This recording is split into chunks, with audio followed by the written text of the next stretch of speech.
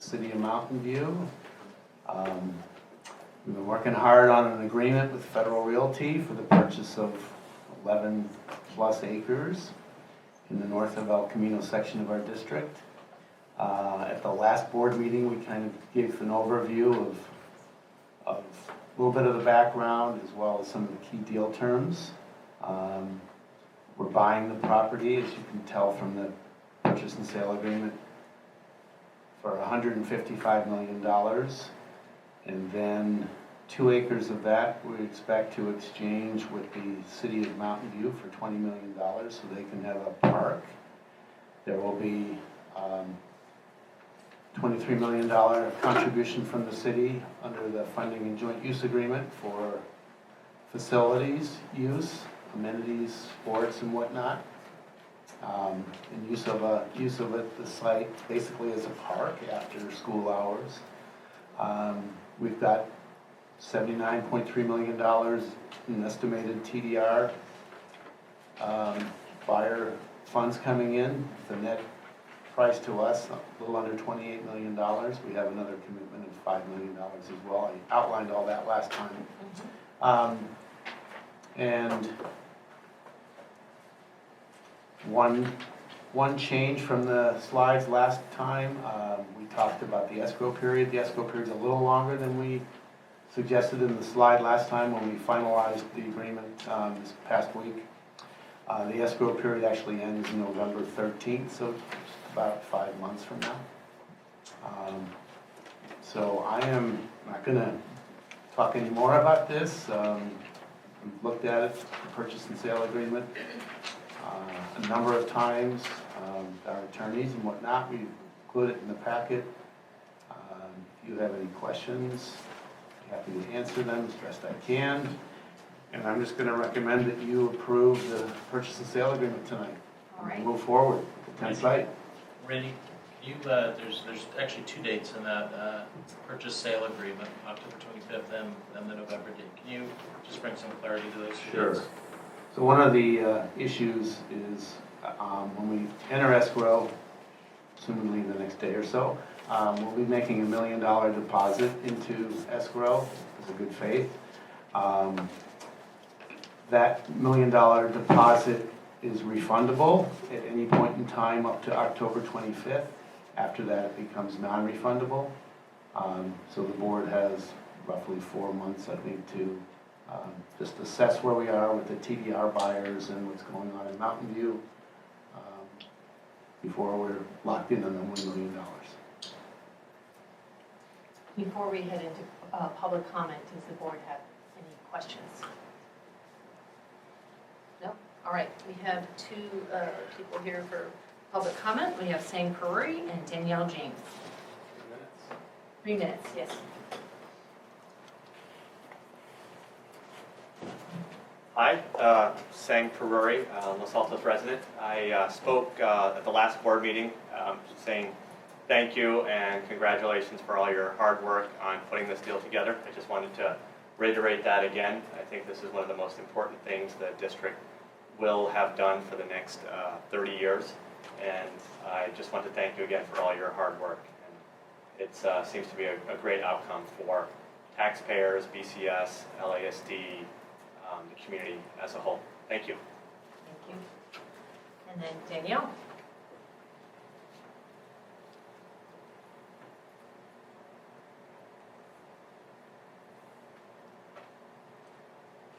Hello, my name is Danielle James, and I also want to say thank you for all your hard work in putting this deal together, all the good fortune that we've had in being able to come together with Mountain View on this, and to say that, it's just an incredible good deal and and so valuable to be able to preserve this this large parcel, especially for the development that we already know about, and then for development that's likely to come down the line that we might not have any control over, that Los Altos might not have any control over, Mountain View might not have any control over, based on new zoning or new affordable housing laws, regulations coming down from the state. So thank you very much. I think we're in a fortunate position. Thank you. Thank you. All right, board discussion. Vladimir? No. Brian? So thank you again, Randy, and thanks to all of your staff, city staff as well. As you said, it's been a long time. I think we all wish it could have been a shorter time, but these things take the amount of time they take. And I'm glad we got here. I think I've gotten a few comments asking sort of once again the question that's been asked over the years as to why the district needs more land, given all the land we have. And I think as some have alluded to, there's a housing crisis in the Bay Area generally. Mountain View is one of the few cities that's building a lot of housing to try to address that. And this is one of the very few, maybe the only example right now of a situation where public amenities are going to be built along with that housing on a scale that's commensurate with the neighborhoods that currently exist. If you look at North Bayshore, Mountain View Wisman's currently fighting to try to get 3 acres to have an elementary school over there, and it's not clear they'll be successful. If you look around at other towns, it's the same story. So I think we can't pass up this opportunity to actually add more play space for kids, more park space, more open space in an area that's only going to get denser. My assumption is that every parcel over there is going to be 4 to 8 stories, including the lumber store, including the Target, including everything that's over there, whether by action of the city of Mountain View, whether by state mandate coming down, which I think is still likely to happen in a few years. So I think this is a sort of once-in-a-lifetime opportunity to really build public amenities for that. And then also, obviously, we have the charter school to deal with. And if the charter school issue were just an issue of classrooms, we could probably find space on our existing.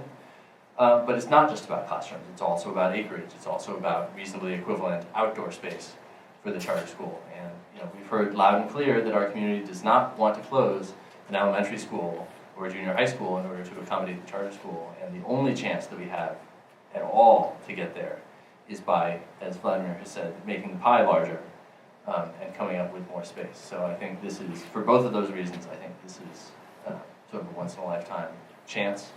And so I'm in favor. Shelley?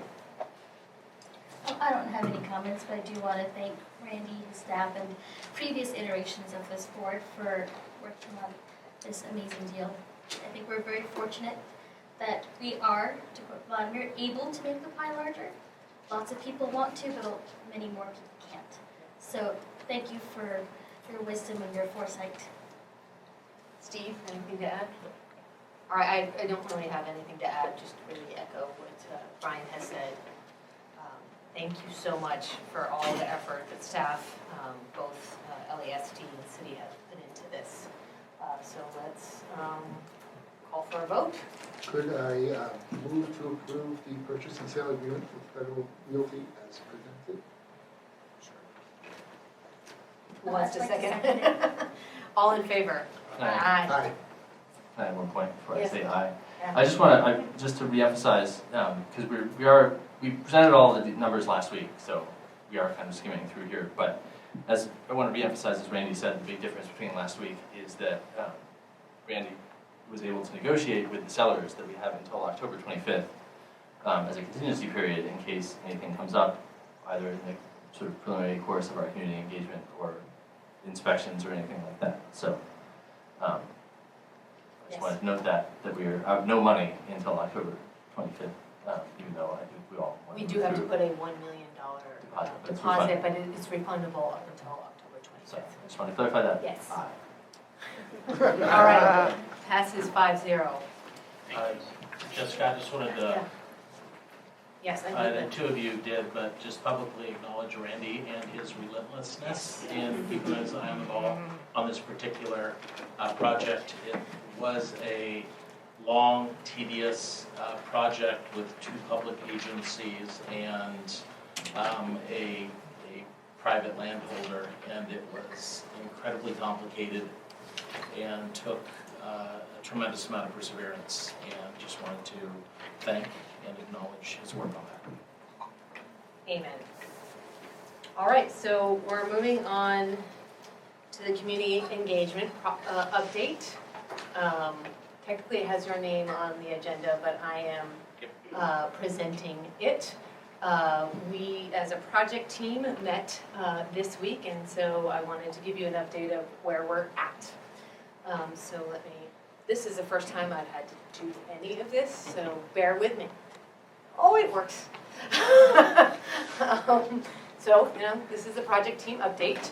We're going to be asking for direction on the guiding principles draft, which is farther on in this presentation, and some direction on considered facilities scenarios. And basically at the end, we're going to be basically asking you for a little more time to get this into digestible format. A lot of this stuff is what we've already gone through, but we're just going to give every little contextual piece, and I'll go through it right now. All right, so first I'm going to be showing you the guiding principles draft. This will be providing framework to the community participants. It will keep the process focused and on course, and will combine our needs with the community feedback and interests. So here are the guiding principles draft. For the board to consider an option, it must, and you can read, give you a little time. And next page, which should actually be 6, sorry.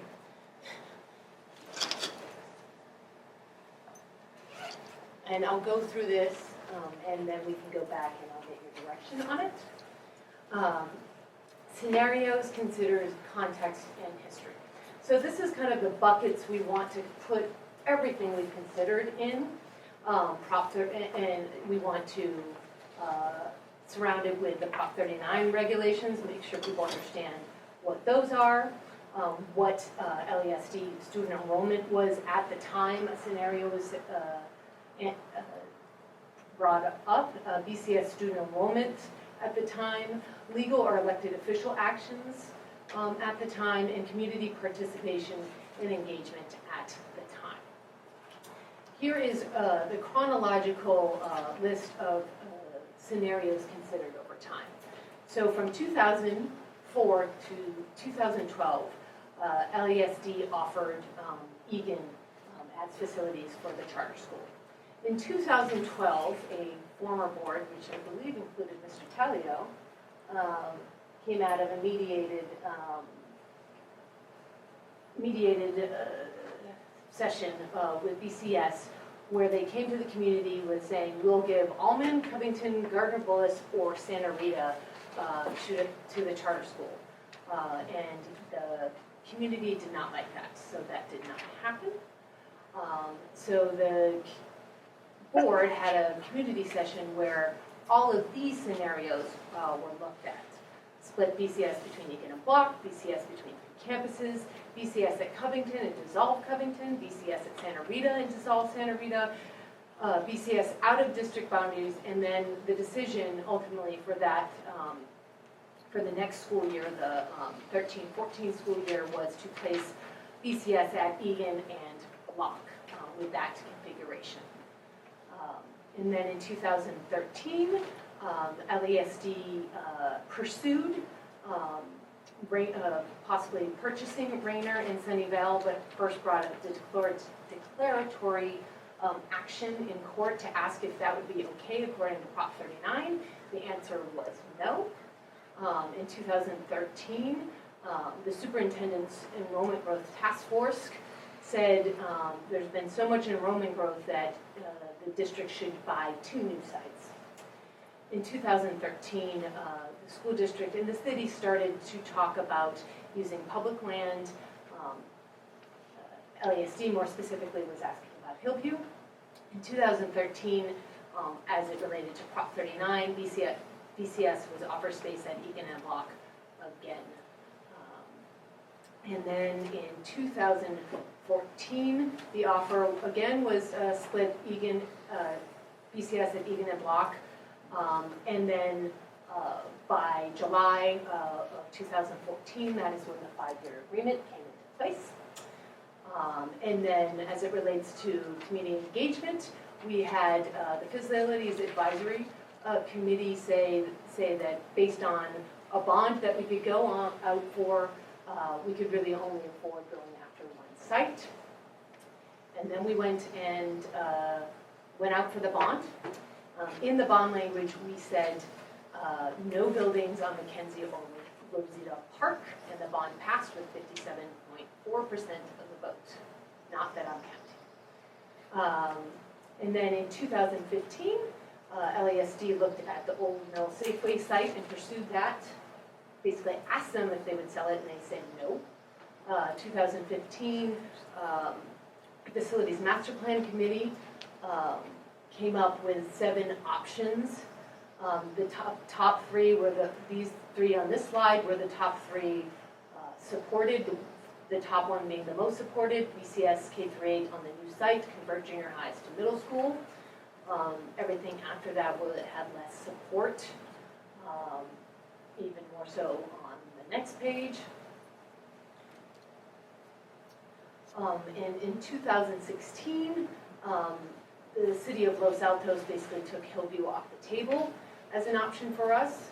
That same year, the school board considered 5150 El Camino Real, but ultimately rejected it. And then also in 2016, we began discussions in earnest with the city of Mountain View for the partnership that we're really celebrating today.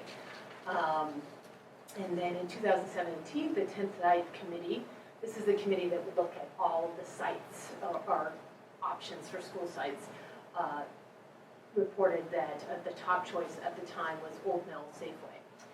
We pursued it, but they, again, were an unwilling seller. We were looking at eminent domain, but we ultimately went with the site that we just approved the PSA for today, because they were a willing seller. And then in 2018, we had the Site Advisory Task Force. There was no real consensus on that, but the top rated one was BCS at the new site. The second rated was Neighborhood School at the new site, and the third rated was Egan at the new site. In 2019, we offered, as part of our Prop 39 offer, Egan, Block, and Loyola for BCS. And then, as many of you know, at the beginning of April, we came out with a mediated solution of giving 16 acres of Egan to BCS and moving Egan to the new site. And because of the reaction, we decided it's actually best to go through this public process. So we were able to get both sides to agree to a 2-year agreement, continuing BCS at Egan and Block to allow for what we're doing right now. So what's next? We want to get any of your questions that you have, and then I will take, we can take community comment and then board direction. So do you have any questions before we go through this? No? All right. Community input. We have Sang Peruri and Danielle James. Surprise.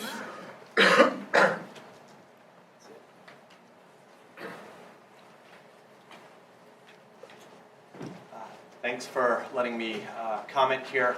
I thought the proposal and review seemed to make a lot of sense. Thanks for all the hard work in putting that together.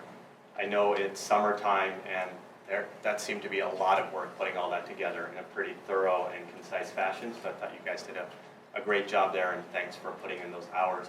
I just had a couple of comments. One on the first slide, when it talked about the 6 criteria. The top line I thought was a little interesting. It said for the board to consider an option, it must.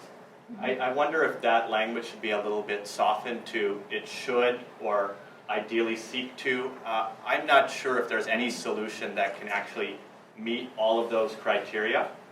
If there was, I suspect we would have done that already, and we should come as close to that as possible, and there's going to be pros and cons in any scenario. So I actually like the criteria you guys picked there. I was just thinking maybe you might want to relax the top line. And then if you go to the end slide in terms of next steps, I was a little bit confused. I'm not sure. It talks about board direction on guiding principle. I wasn't sure if that's decided now or at a future meeting. And then board direction to project team for scenarios considered.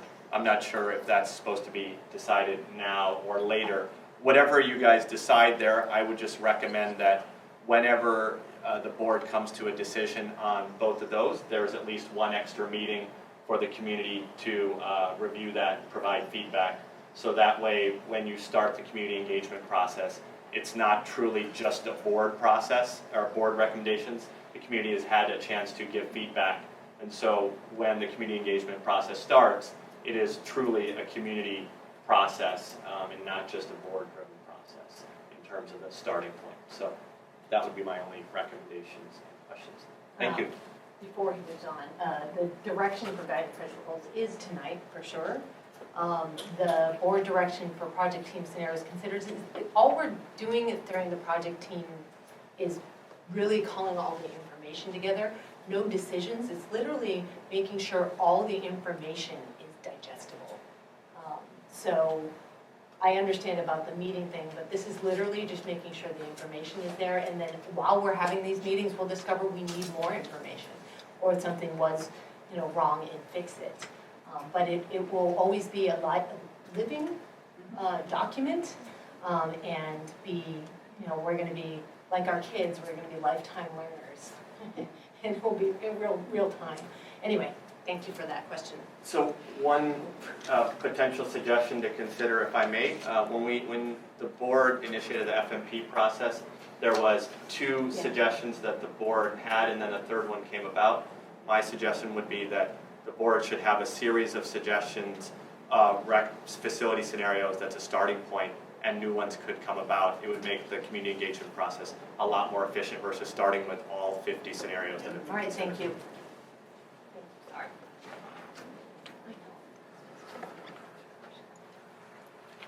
Danielle. Hello, my name is Danielle James, and I also want to thank you for putting this together and getting this rolling, and so that we can, and I would ask that we continue to move it forward so we can make good use of the summertime, and so we can keep the community engaged and have people thinking about this so that we can use our time, especially the time, when we get to the fall and we're really working on things, so we can use the limited time that we have well. Thank you. Thank you, Danielle. All right, board comments. I don't know. Yeah, sorry. I just have a quick comment on one of the recommendations that was made in public comment. Can you go to your first slide? Yeah, very first, or? The very first. Yeah. So, our community member said that we should relax the first line. Oh, it's not Say the first board slide, list. but yes. Sorry. The first slide of the guiding principles. Yes.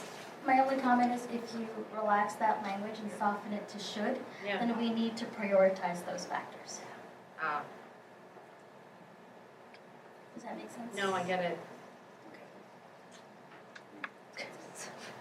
This is fun to digest in real time, too.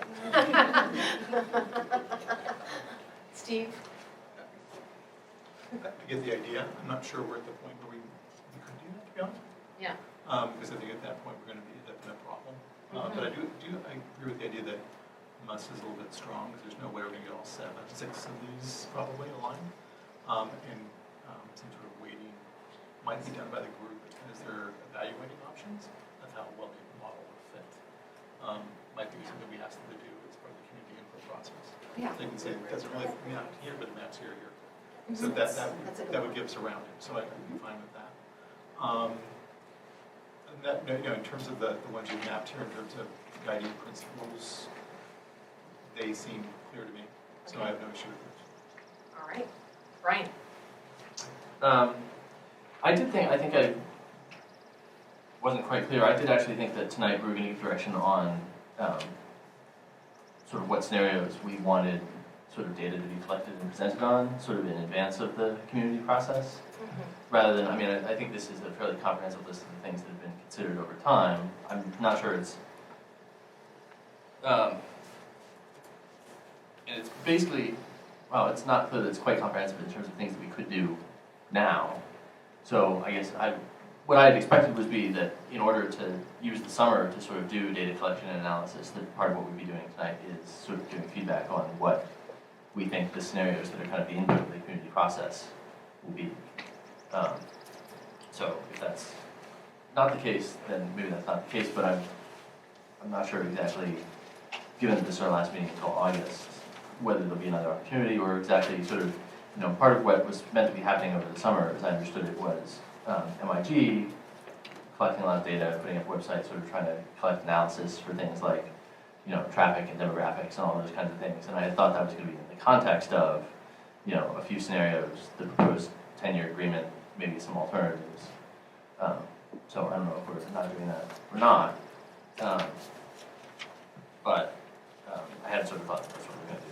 I don't know if you want to respond to that, or I have a bunch of other sort of just comments on the guiding principles.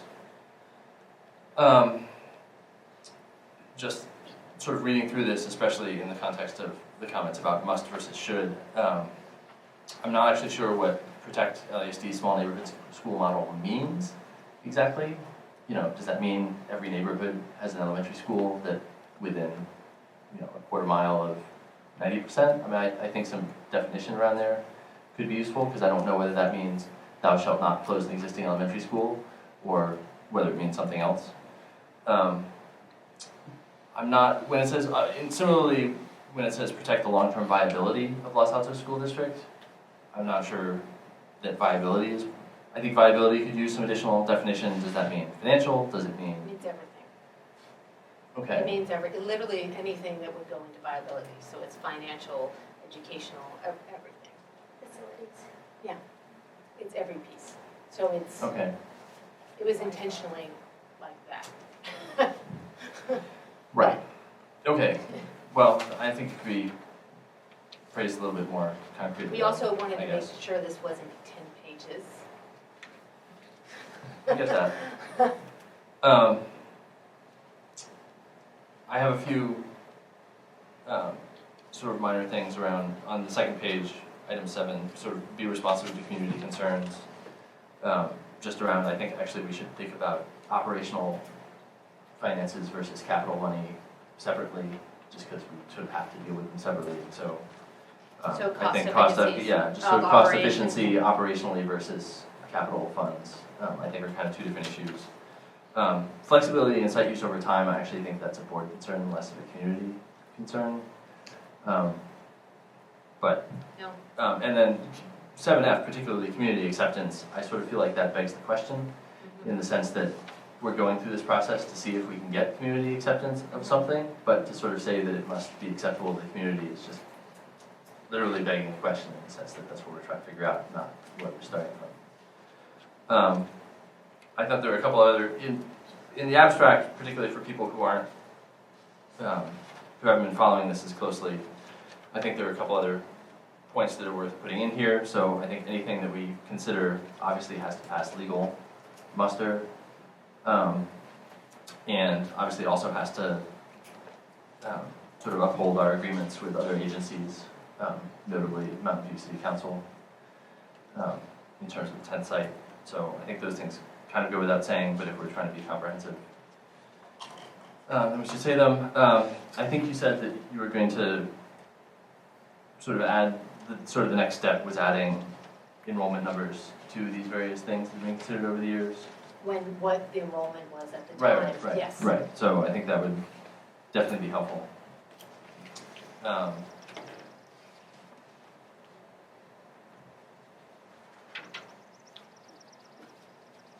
The other thing, I'm not sure whether this is the right venue or not. I think that we need to have, in some kind of discussion over what scenarios are going to be considered as part of the community process, we need to have some kind of statement from Kohls Charter School about what their needs, perspectives are. I think we can sort of use their Prop 39 request as a starting point. I wonder if it would make sense to reach out to one or two of their board members, or sort of see if there's somebody that they'll nominate to provide an alternative, if that's not how they want to be represented in this process. Whether there are scenarios, just something from them, not taking sort of that will only do something that they necessarily agree to, but I actually want to start sort of one step back from that and have them explain why. So actually what I'd like to say is sort of, they put forward in their Prop 39 what they think that they're entitled to. In their Prop 39 request, they put forward what they're entitled to. And there've been a lot of fuzzy comments from them about this is what we need to run our program. I would love to see a little bit more context, both for us and the community as a whole, as to why all of those things are critical for their program. In particular, we got a letter this afternoon communicating their understanding that the geographic preference in their enrollment for the former Kohls Purchase attendance area is in fact going to be restored for the 2020-2021 school year. And so I'd like to ask them to provide a little bit more context about why that's important, if it is, or how that contributes to their model going forward. Because certainly, I think personally, I can't see myself agreeing to any proposal that contains, a geographic or an enrollment preference for the former Kohls Purchase attendance area. So I don't know if that needs to go into this or not, but. So I didn't get that letter? So make Well, sure that comes it came in late this afternoon. It'll get sent around, I'm sure. Yeah, I didn't get it.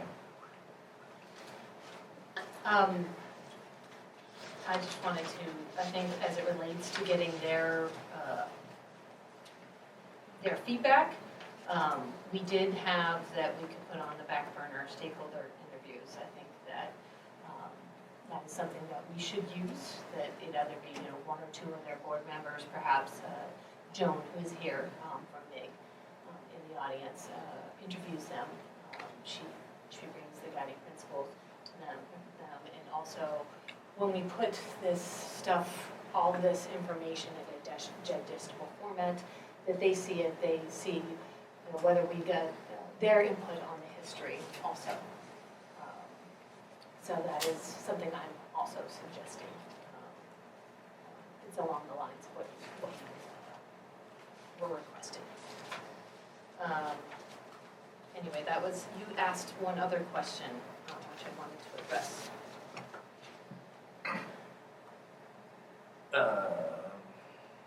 Well, I'm not sure which one. I don't know. One of the first things, and then I started to write and I stopped. Sorry. I think, so the first things here were just a question about what, more definition around what protecting the neighborhood school model means, and also what viability is, but I think you answered that one. So I think, the question I had before that was just whether there's any kind of update around what we in the community are going to see sort of between now and August, and just in terms of, I guess now in August is the guiding principles and this digestible format. It's basically a huge matrix that would show 2003 forward and those buckets. So where were the buckets? After this? Yes. And it would have these as the years are the top, yes, that's the x-axis. Y-axis is Prop 39, LASD student enrollment, BCS, student enrollment, legal and elected official actions, community participation and engagement, saying what happened every year, so people can just really see where everything is and why certain things were decided that way. I now remember what I wanted to react to was whether we would be putting forward 3 to 5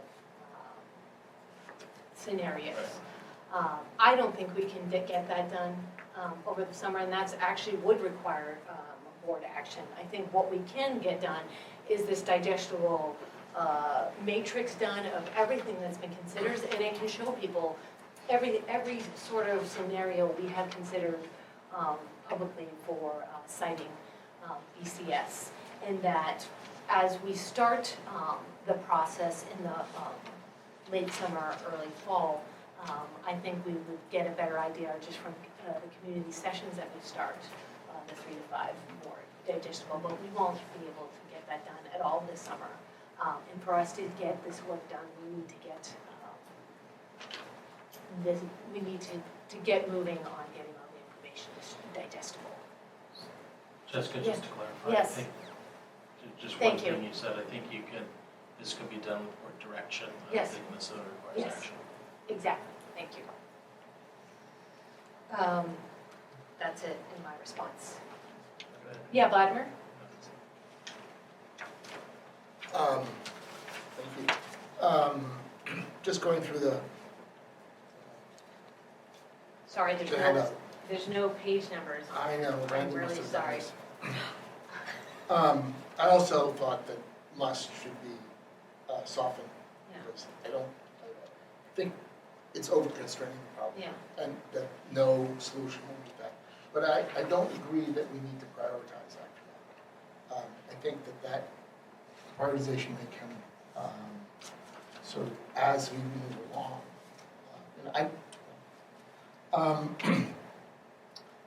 I didn't, to pick at nits, I didn't understand how the parenthetical expression as reflected in the local control accountability plan would figure into deciding whether or not a particular solution maintain or enhance our academic excellence. Is it part of that decision making?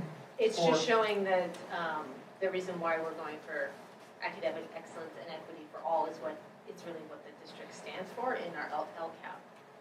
It's more of a, this is where we get that from.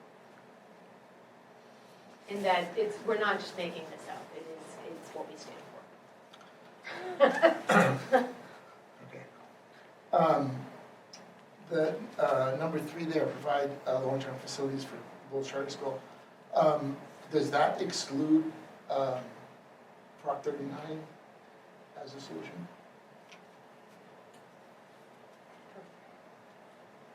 I read that as saying that the outcome of any option that we consider has to be a long-term, but I think it's conceivable that we could do Prop 39 for 5 or 6 years. And I just don't think that particular guiding principle provides for a Prop 39 option.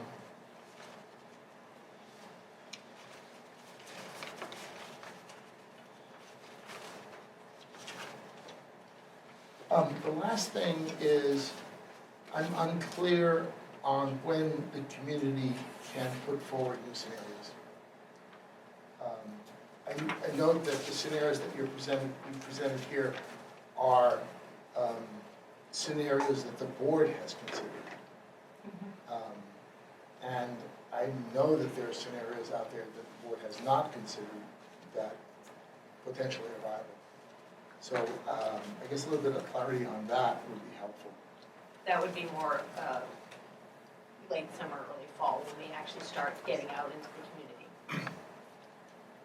All right, my concern is that the longer we go without that sort of input, the more written in stone this becomes. That if we come out by the end of if the project team, for instance, comes out at the end of the summer with a list of 3 or 4 scenarios, then that sort of is like, we're only going to consider these, and I think that there are things other scenarios that we ought to consider. And we need some mechanism to include that. And if Jeff? Oh, No. wait. If there is a time and a place where that will occur, and it's been sort of like called out, that's fine. It's really been what the process is about, is that we come out with all this digestible information, and then as part of the public processes, we are getting input the whole time. And that is the idea of this. None of this, I mean, the guiding principles for the most part may be a little more set in stone, but everything else, even the 3 to 5 solutions, are not the beginning and the end. The reason why we're going through this process is to get to a solution, and it's not necessarily going to be those 3 to 5. And I think we've been communicating that the whole time.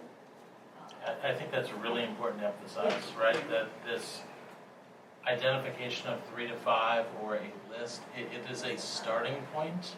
And through the community process, the community may go in a completely different direction, right? Maybe something that's not even on the list theoretically, right? So this This is merely to frame it and give some background as to where we've been and what viable options may be. But I expect, and in talking to Joan, this is the case, that the community will slice and dice it and go the direction they choose to go. Yeah, but, sorry. I mean, concern I have is that, so, you know, the item 7 here, the community concerns, is that what I was hoping that over the summer would be an opportunity to gather the data necessary to evaluate a certain number of scenarios relative to these community concerns. And so, like, my concern is that if all we can get done over the summer is this list of things that have been considered in the past, we're going to get to August and sort of the start of the community process, and community members won't be able to really tell whether various scenarios, how various scenarios satisfy or don't these concerns, because we won't have generated the data. So that's my primary concern, is that, you know, in addition to this list, that some work is being done to collect and collate things about, you know, demographics and where people are and traffic and those kinds of things, so So that. you're not gonna get traffic over the summer because the schools are in use. We haven't done a traffic study in years. So to come back and say that's gonna be a gating factor would be wrong. So we can figure out that, oh yeah, we're trying to create, back to the slide before this, neighborhood schools, we know the impact of the existing neighborhood schools, and say that closing the school would have a traffic impact is the best we're gonna be able to say. Because if your concept of small neighborhood school model assumes all schools will be left open, or precludes us the ability to close a school, that we know that a closure of a school will have a traffic impact on the schools as a result. Right. So I think that's the best we're going to be able to work from, and to come back and say I need empirical data to back that up. Sure. Is probably never going to get done in time for what you want it to get done. So I grant you that you're not going to be able to do traffic studies, but we do know where our students live, right? And so the thing is that, and when we talked about financial impacts, right? Like, that takes a little bit of work to tease out, you know, if we close, you know, if we relocate Egan, what exactly is the financial impacts? If we close an elementary school, what exactly are the financial impacts? I mean, that's my concern about just having this long list, as opposed to have, you know, 3 to 5 scenarios, is that I think that my concern is that if we end up not kicking off those analyses until mid-August, then they don't get done in time for them to be input into the community's. So the flip of that analysis. is also true, though, back to Latimer's point, though, is we come back with well-thought-out scenarios, we kind of preclude the ability to launch a new scenario in this process because we won't be able to gather the data to back that one up either.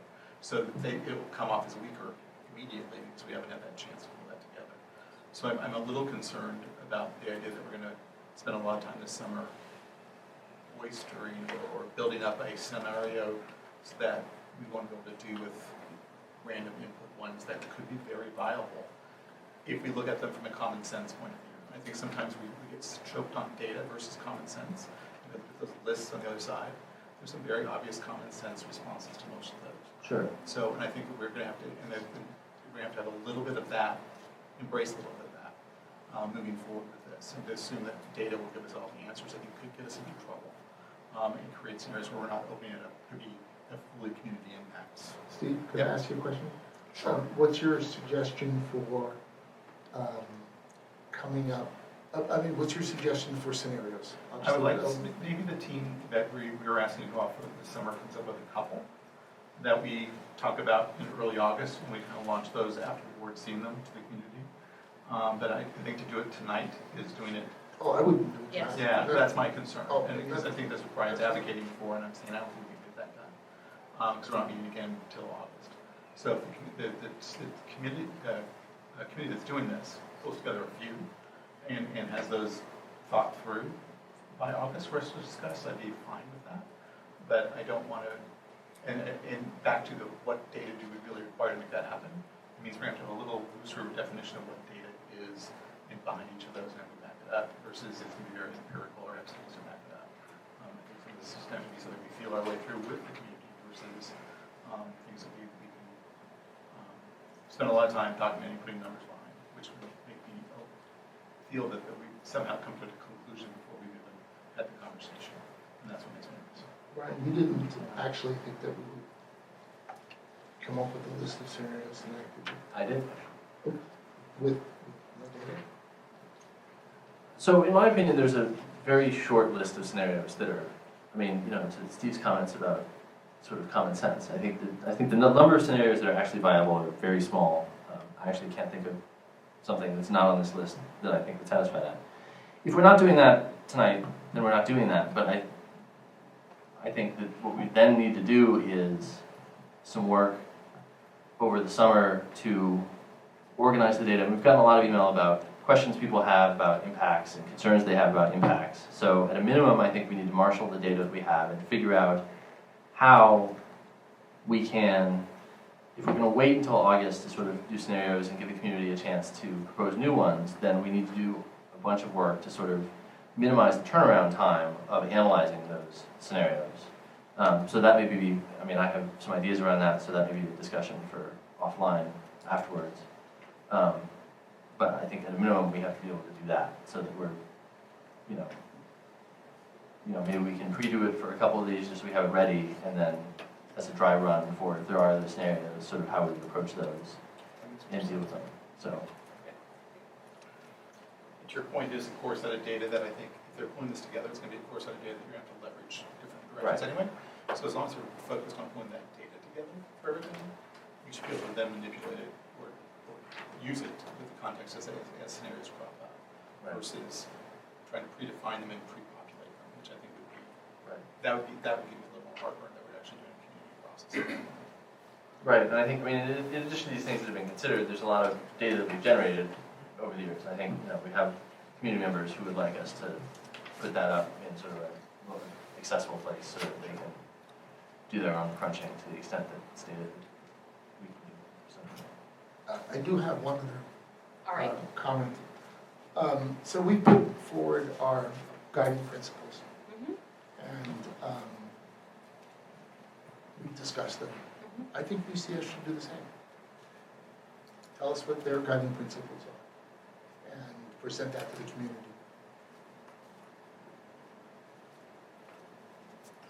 If it came down to that, or them spending time explaining why they need facilities, the way they need them, I'd rather them spend the time on the latter, to be honest with you. Because there's always been the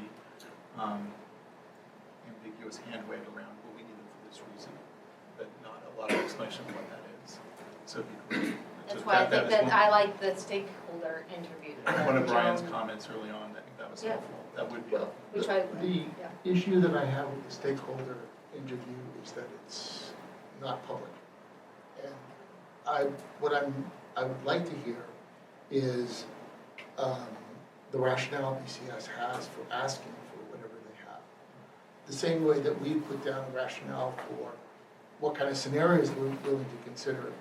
We've said that these are our guiding principles. And one of them could be our educational model. And here are the elements of the educational model that are really important to us. And I'd like to know that. And I think that would be part of an outcome of an interview, because that then makes it public. We put it into a framework that can be easily comprehended versus stuff that comes to us sometimes where it's not so easily digestible. So that we have the ability to edit that into a format that makes sense. I think that would actually have value for us in terms of if we're conducting the interview and then publishing the results. Certainly they have the right to come back and say they've misrepresented something and say they can publish.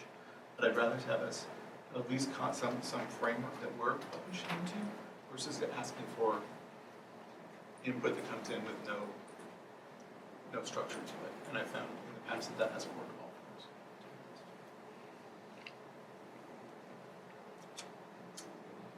Okay? anything else, Baier? I don't think so.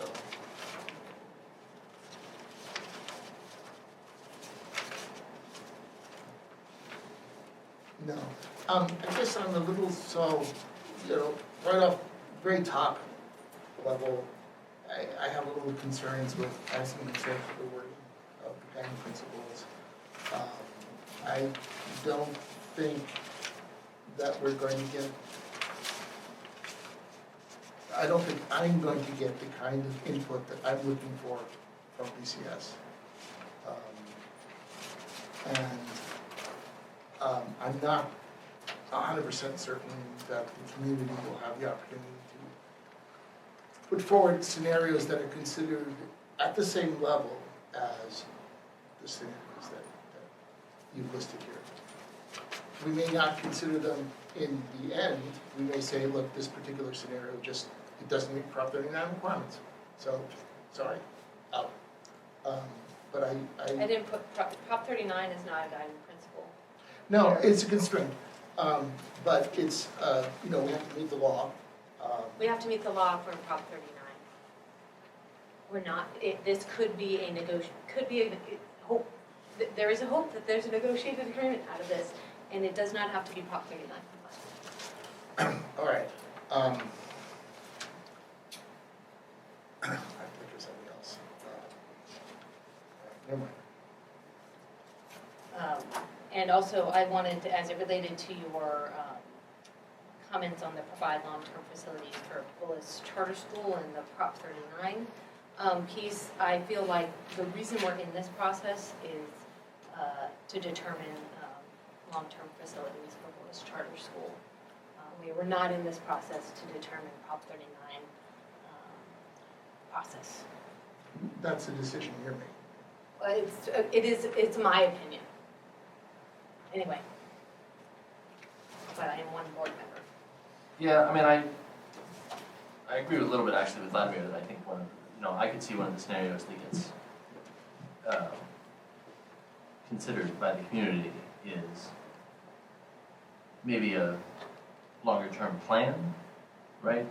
But not necessarily, but one that sort of operates, as he said, under the Prop 39 constraints, right? Like I think the community should have a chance to say, okay, if we don't do something such that BCS will agree to a cap, then, what is the alternative?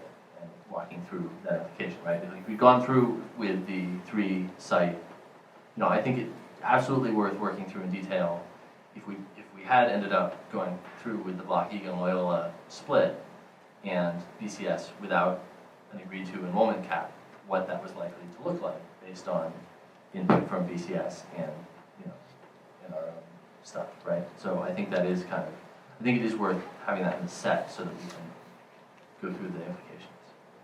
Either way, it's leading towards, even a plan is towards providing long-term facilities for Willis Charter School. I guess I tend to agree with the guys on the other end of the table here, that that's less of a concern for me. It's more of a concern for me that we've got facilities that make sense for the education delivery across the district. Yes. So that's a little broader, maybe. And so that I'm not calling out any one school in that process. I'm saying it makes sense for all of us. And because right now when it calls out, it almost feels like it's weighing their needs above the rest of the district a little bit in terms of a long-term facilities that works for them as kind of an assumption in the way I would have that sentence. So The idea was that number 2 was actually, was us. Yeah, I understand, but I do understand that. I get it. Yeah. That's why I didn't want to take that out either.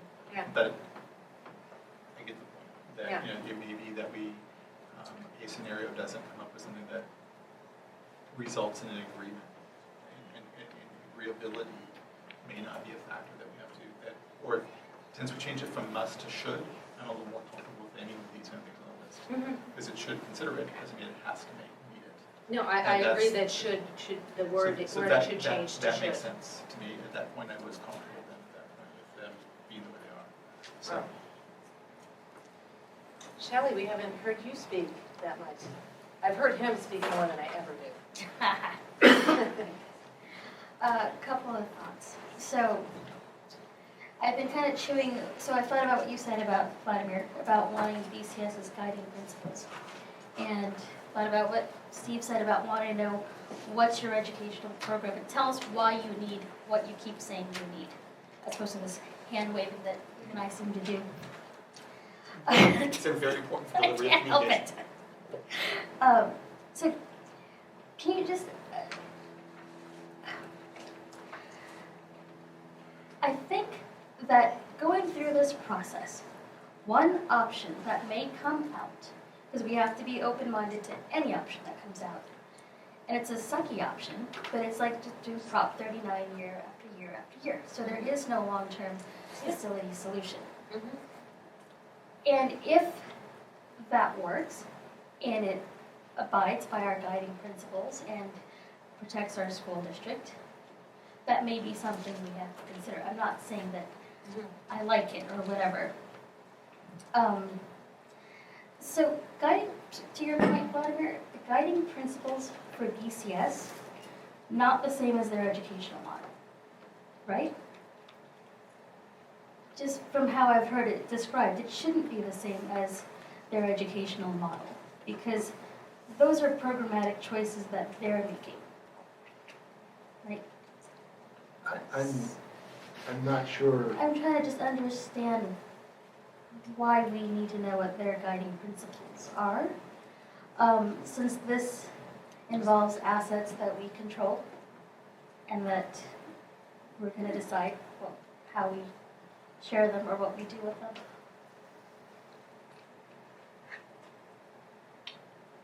I guess my rationale for it is when we come to a BCS desire for gyms, that we understand how that fits into their larger view of their relationship with us and the relationship with their parents. And just like our guiding principles sort of like are the ones that we're going to use to decide what facilities needs. BCS is also doing facilities and making requests for facilities and hopefully participating in this process. And I just would like to know what their guiding principles are. So I understand it when you explain it that way, but then does their set of guiding principles then become a bullet on that list? They become That's a how- stakeholder that no, it's good. Right? For that matter, and I'm just playing devil's advocate and throwing it out there, if we're gonna, there's other stakeholders too. Like, Yes. there's the broader community Yep. that does not have children in any of our schools anymore. Would we want their guiding principles? What's important to them? I just feel like we're just making this so broad that we're not gonna be able to, by the end of this process, come to the outcome we wanted. So I guess here's what I'm thinking in real time here, maybe. If I can understand where BCS is coming from, why they want the things, then that gives me some flexibility that I don't have now. And that may be useful. And I don't think it ends up being a bullet here, Right. necessarily. I don't think it should. But, you know, some portion might be. That's why actually the stakeholder interviews was, I thought, from the beginning, was a good idea, not only for Village Charter School, but for different community groups, to really understand Yeah, as where I said- everybody, and it's not necessarily a bullet point on the guiding principles draft, it's really not only for us to understand, but also for us to inform how we're getting into each community, to make sure we're getting their input, because we plan to get everybody's input, as much as humanly possible. I cannot emphasize that enough. At least I will be doing that. I like your use of the word equity, Yeah. equity for all students. Yep. And so I, like Steve, have also not seen the letter that came through today. So if you can make that public and I could see it, that would be great. Yeah. Because I don't see how you have equity for all students and have a preference for enrollment, a geographic preference. Just, All right. that is something I'm having trouble. I get that. Why don't we now focus on getting your direction on this guiding principles draft, and let's start there. I think we heard from everybody, right? So I think that the project team should move forward with Jeff's help.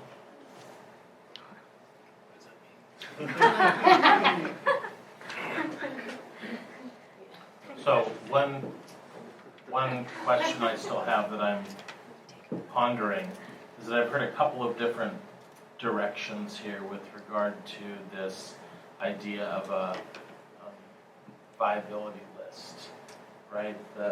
I've heard concern that too much direction squelches, my words, the community engagement process and gives too much credence and too much direction that may not allow the community to have a broad enough look.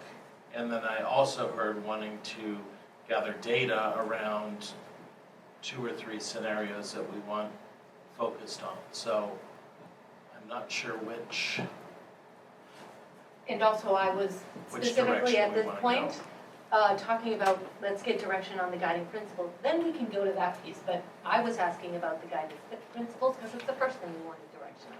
So let's go there first. So I think I heard enough people say that we should possibly change the first bit to "it should." All right, anybody think we shouldn't? Sorry. All right, so we're directing for the board to consider an option "it should" instead of "must." Any change to the list?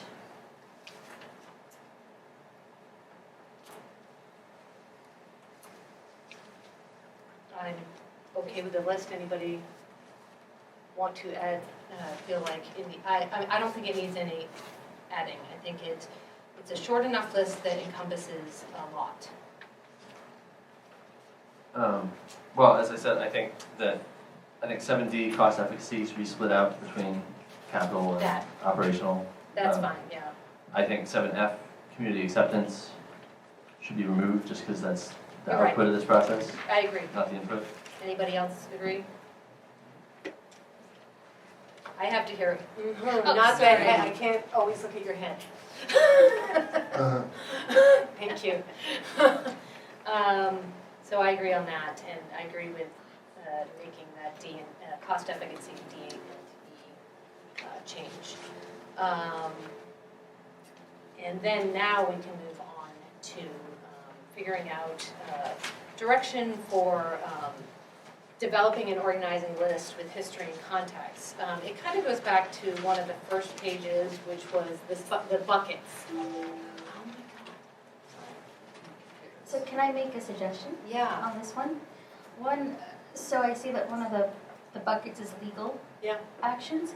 So a lot of parents have said to me, why didn't you just use eminent domain and grab the Safeway site? Yeah. And so I think maybe as an appendix or something, Yeah. you need to explain the cons of eminent domain and how, I don't think parents understand that would have tied us up in a couple of years at least. Yeah.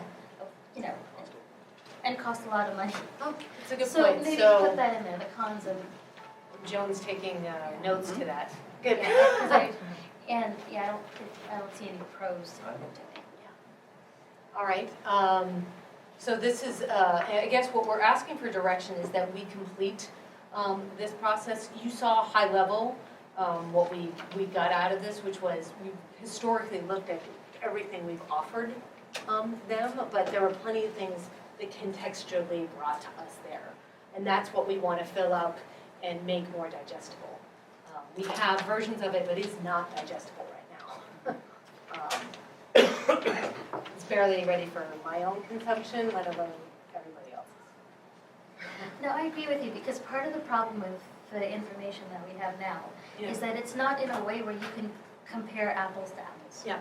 And it's definitely a lot of work for the project team, but really necessary work. I think to your point about delaying this process and, waiting till the end of the summer, I think if all the information is in a way that can be compared apples to apples, it'll make it a lot faster for people to go through the information Yes. and not have to figure stuff out for themselves. Are there any buckets other than what you see here that you think we're missing? I guess you kind of mentioned it in the legal That ramification. team has sub-bullets. Yeah. Anything you're seeing Maybe there, Prop 39 is Steve? a little broader, maybe as other legal. Yeah, legal? We make that a bucket. Yeah. Prop 39 is one of the big legal that others. Yes. Okay. Bryan?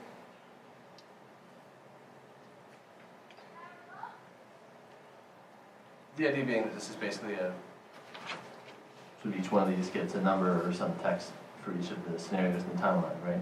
That's what we're Or yes, talking about. exactly. If there's Yeah. information. Honestly, we'll fill it in if there is something there Right, to fill it in with. right.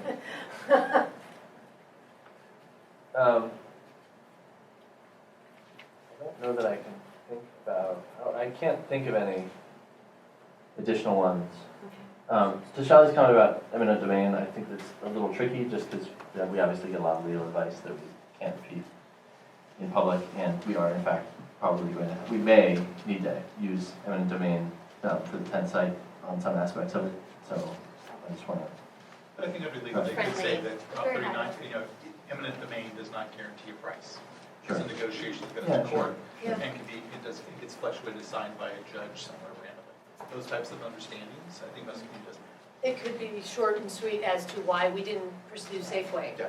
Eminent Sure. domain, Just very high level, Yep. Yes. because there's a lot of people Exactly. that don't understand. Yes. There's a lot of misunderstandings around what that means. right. Elected official actions, do you mean legislative actions? That's mostly, I mean, it's mostly either it was illegal in that a judge said something, or elected official, we said something. Oh, I think that's what we meant, right? Sorry. There were Dawn. some actions, Yeah. the city, Yes. where the city of Yes. Mountain View took Thank an you. action, the city of Los Different- Altos took an yes. action, and that Yes. influenced future steps. That's what I thought. Thank you. So, let me understand. The buckets are the way we're going to look at every single scenario? It is how we're getting to rent this information digestible for everybody to look at it, to be able to get up to speed with us. So it's just notes? Yeah. Okay. I mean, I think funds available is a thing in here, right, which is basically just the fact that the bond measure wasn't passed until 2014, so Yes. prior to that, Yes. we didn't have money, and Yes. then we did. But, I mean, it's important. Yeah, no, it's in very the good. history of things, Yes. to why things happen. That it's in. it's That the is in note. there. That, thank you. Good point.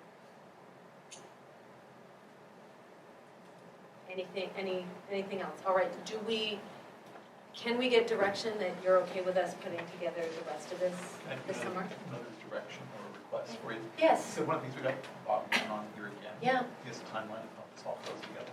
yes. So any time you bring, talk to us about this, the timeline of what we are in the scenario, what you're trying to do, what how it's going to impact you and staff. Oh, yes, Would be helpful. thank you. I don't have any more buckets to add. All right, do you, Jeff, do you feel we got enough direction? We haven't. All right. We can move on. Yes, we can. That was weird for me to be presenting and managing at the same time. All right, now back to just managing. Off to